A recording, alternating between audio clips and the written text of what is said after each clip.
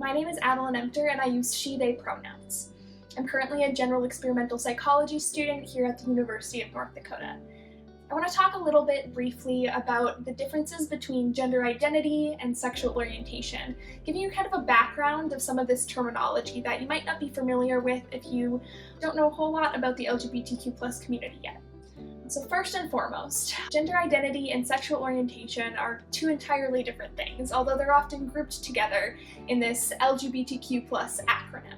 Gender comes from a social or cultural expectation based on biological sex. However, it's important that we start to view gender as something that's not a binary concept. It's not just men and women. There are a lot of people who exist outside that binary, and it's important for us to acknowledge that those differentiations don't come from any sort of substantial concept other than these social and cultural structures that have existed for many years.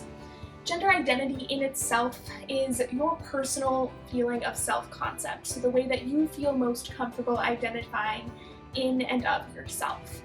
That often correlates, though, with your gender expression, which relates to femininity and masculine representations through hair, clothing, voice, etc. But a lot of people will also present relatively androgynously, avoiding those masculine or feminine concepts, and regardless of your gender expression, it's entirely valid. Moving towards sexual orientation has to do with your attraction to other people, whether it be sexual, emotional, or just relational in general.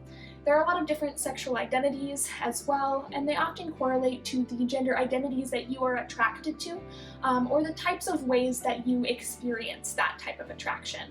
I'd encourage you to look up some examples of both sexual orientations and gender identities to educate yourself about what different types of identities are out there, because there's so many that I can cover in this short little video.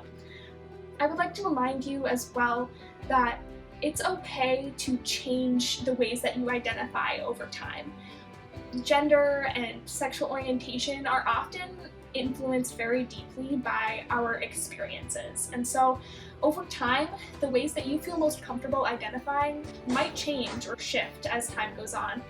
And whatever words you choose to use to self-identify your gender or orientation are entirely valid.